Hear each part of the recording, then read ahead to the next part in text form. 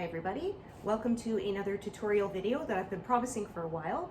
This is one of how I make apple juice from the apples off my apple trees. So you will need a juicer, obviously. You don't really need to go very high tech. I got this one from Sears for like 60 bucks like 10 years ago and it's still going strong. So just a basic juicer will do.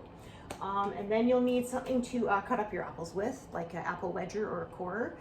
You don't have to do that, but the seeds and the cores are very hard on the juicers, and you'll break them pretty quickly if you don't, and you're doing a lot of volume of it. So I do recommend this step. It's not required, but. And then you will also need some clean tea towels that you don't mind getting stained. You can see I've used these before, so they're very stained with apple juice. This is so that you can sift out all the sediment and such. So to do that, use a colander, stick at least 3 layers of tea towels in it, like this. And then I just took it over a big stock pot like this. And then we're gonna juice the apples. You pour it in here and let it drain. And then what's left inside is pretty clear. When you first juice it, it doesn't look so nice. Then I also like to store the concentrate in old bottles. I save like my spring water and my distilled water bottles for that. That way there's no other stuff that was in there to make them taste weird. It's just water. So that's what I use that for. And I also highly, highly recommend that you use some food handling gloves if you are doing a lot, because the acid from the juice will eat through your skin. And I did this without gloves one year, and I actually had to go to the doctor for a prescription strength cream to get through, because they were like cracked and bleeding, and it was really, really not good. So yeah, I recommend get some food handling gloves. They're not very expensive. You could reuse them. Like I will usually use the same ones for 2-3 days, since it's just for making the same apple juice, and I'll just put them in the fridge when I'm done for the day so nothing weird grows on them, and then yeah, carry on from there. So got my juicer, got my apples all done up, so I'm going to juice these. Okay. So when it first comes out of the juicer, it's not very nice looking. It's all foamy and it's full of sediment and ick. But that's what we use these towels for. So just pour this in and let it drain. This step takes quite a while, especially when the towels are quite saturated and full of apple sediment. It can take quite a while, so I usually have 2 or even 3 stations going. So I'm coring apples, then juicing them, then draining them, leaving them drain while I core up the next set of apples, that sort of thing. All right, so it's been a few minutes, about 10-15, and it's drained, so all that yucky sediment and stuff is left behind. So I scoop that out. You can discard it, or my son likes to eat it, so I save it for him. Some of it anyway, because it's quite sour. But scoop it out so that you can use the towels again. I find you can usually drain about 6 to 8 juicings through before you have to rinse out your towels and start again. And then what's left behind is, I don't know if you can see it easily, nice clear juice.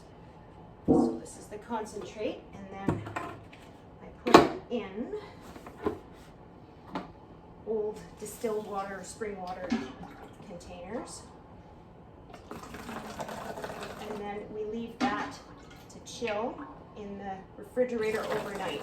That allows any remaining sediment that's left to sink to the bottom, so that when we can it later, we can try to leave most of that behind. You always leave like the bottom inch or so in the container, and it makes the juice really nice and clear. And I store these in gallon containers because that's the measurement I like to use. I know how much sugar goes per gallon of concentrate. So we just keep doing that until all the apples are gone, and then I'm going to show you how I cook and can it. All right, so in this part of the video, I'm going to show you how to can the apple juice. I can mine as concentrate rather than watering it down, because it takes up less space on my shelf, and then that way I can add sparkling water and have sparkling apple juice. If you want, you can water it down to the proportion you like so that it's not too strong. It's totally up to you. So before you begin, you want to make sure you have all your supplies ready. So check all your jars that they don't have any nicks in the rim, because that can prevent it from forming a good seal. And then you want to warm those up in a oven that's at 225 degrees Fahrenheit for at least 10 minutes. That sterilizes the jars, and also they're hot because you jar this hot, and if you put hot juice into cold jars, they can break. So you want to make sure that you warm them up for that reason as well. Then you also want to get your lids. You want to make sure that your rings are free of dents and free of any rust or anything in the inside, because that also can prevent a good seal. So you want to make sure you have those. And then you want to get your water bath canner ready. That is, if you don't have a canner, you can use a great big stock pot and put a trivet on the bottom, or if you don't have a trivet, you can put a tea towel on the bottom, and that just keeps the jars from knocking against the bottom because they can break. Your canner takes longer to heat than you think, so yeah, get it going sort of first thing while you prepare everything else. So here we have our concentrate that I made yesterday, and it sat overnight chilling. And so any remaining sediment that is left, there's always a little bit, goes to the bottom. So then when you're going to cook it, you want to pour it in and leave the last inch or so. That part you're going to discard because it has all the last bits of sediment in it. And as you pour it, you want it to go in a steady stream.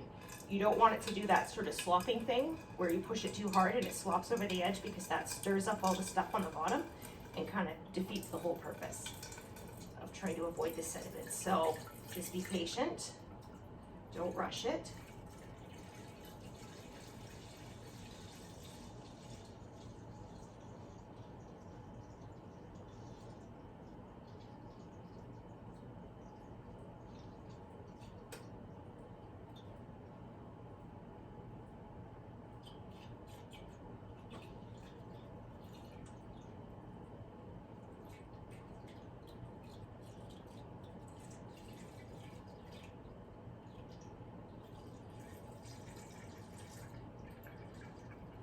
You'll sort of see the sediment creeping closer to the neck of the bottle, and then when you get there, you just stop. And that last inch or so, you can drink it yourself or just discard it because it has the last bits of sediment that the tea towels didn't strain out. So now this is where you can add water if you like to water it down. I'm going to do it as concentrate, so all I'm going to add is sugar, and this is just to taste.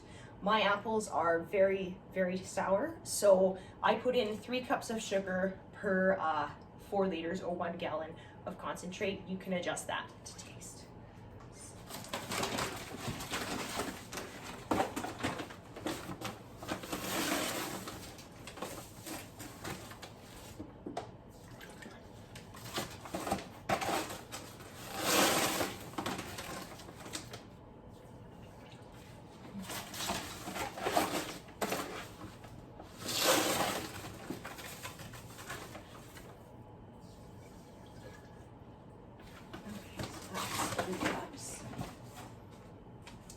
Then we're going to stir that in until it dissolves.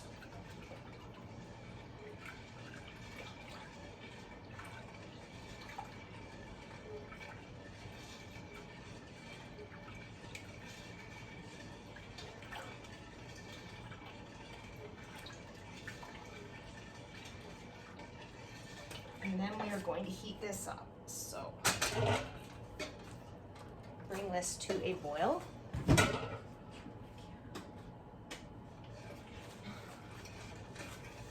Yeah, and as I mentioned in a previous video, when you do this process, wear clothes that you don't mind getting stained, because they will get stained. And yeah, I discovered apple juice doesn't wash out, so it was a good thing I was wearing an old shirt to begin with. This is now my juicing shirt.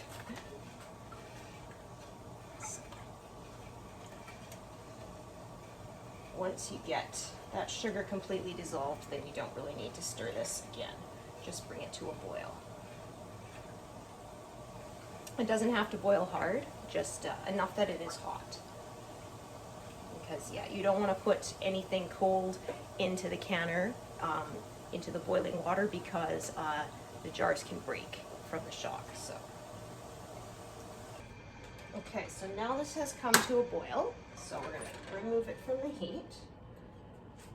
Actually, what I'm going to do is, I'm just going to move my canner over here.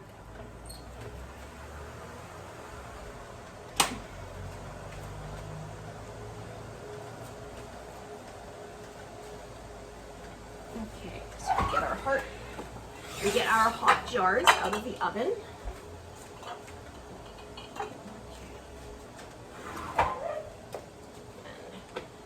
Going to ladle the juice in. You want to go up to the neck of the jar. You need 1 inch of headspace.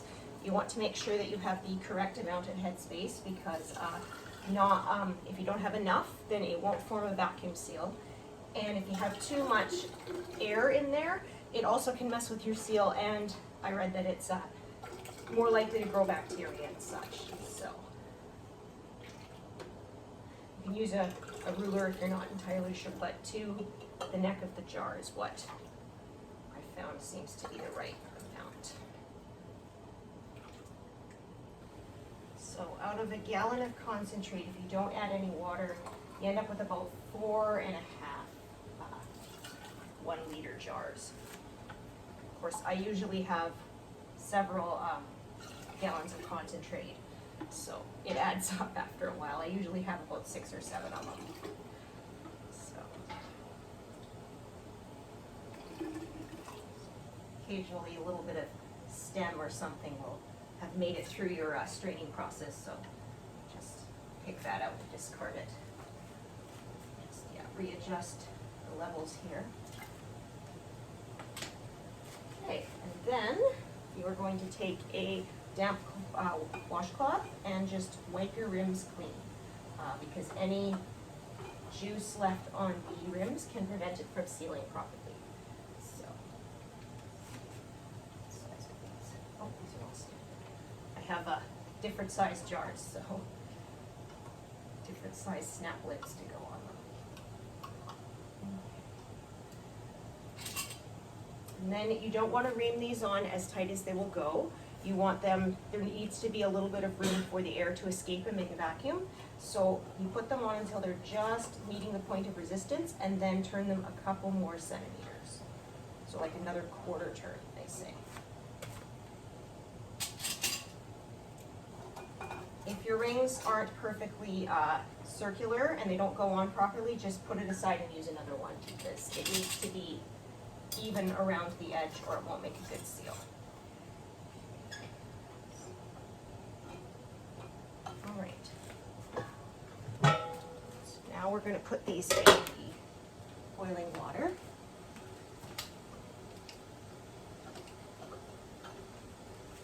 And you want to make sure there is enough water in here to cover the jars, a lid over the, or an inch over the lids. I like to keep an extra kettle boiling in case I need to add more water. You do not want to be adding cold water because that can cause it to break from the thermal shock. So there is enough here, I think. Yeah, we're good. All right, and then how long you're going to process it depends on your elevation from sea level. It's anywhere from 5 to 10 minutes. So it's 5 minutes if you were at sea level. For every 1,000 feet above that, you add another minute up to 10 minutes. If you aren't sure of what the elevation you're at, just do it for 10 minutes because better to be safe than sorry and it won't hurt it. So make sure that your water's boiling before you start your timer.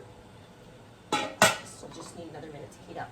And make sure that it remains boiling throughout the entire processing time. If the temperature drops below that, then you're going to want to bring it back to a boil and start your timer again. It's very, very important that you process these properly to remain safe. I know there's a lot of people who think just because it's sealed that it's safe, but it's not. You have to get that internal temperature up to the correct level so that it kills if there's any harmful spores, bacteria, anything in there, that it kills those all off. You obviously don't want that growing in your food. You also want to store your jars without the rings on once they have cooled down. If you leave the rings on, it can be hard to tell whether it's remained sealed the whole time because sometimes, you know, they get stuck, and as somebody's trying to pop them through, you may think you broke the seal then. It may have broken weeks ago, you don't know. It also, sometimes they can unseal and then sort of reseal with the ring around them, so you think it's remained sealed the whole time. It actually wasn't. It's not safe to eat. So you store them without the rings. Always check that it's still sealed before you open a new jar. If it's not, you gotta throw it away. It's not worth taking the risk. Botulism is not something you want to mess around with. You can tell if they're sealed once they're cool by pressing in the center, and if the lid doesn't flex, it is sealed. Or you can take your fingernail or a spoon and hit on the edge, and if it is sealed, it'll make a ping sound, and if it isn't, it'll make this hollow thud sound, which I will show you the difference later in the video. Okay, so looks like we've got this boiling. Yeah. So start my timer and let it process for the whole 7 minutes. Usually while this is processing, I'm off juicing more apples, that sort of thing.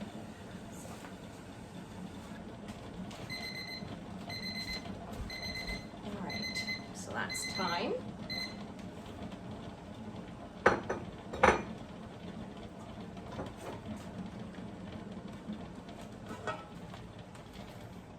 All right, and as you pull these out, you want to make sure you keep them straight. You don't want to be tilting it because, again, that can mess with your seals. So there will be some water left on the lid, but that's okay.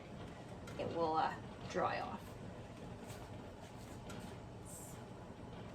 I place them on a towel that will ensure that they don't suffer shock from going on a cold counter because they can explode. That has never happened to me, but it has happened to other people. So there's a pop, so that's sealed.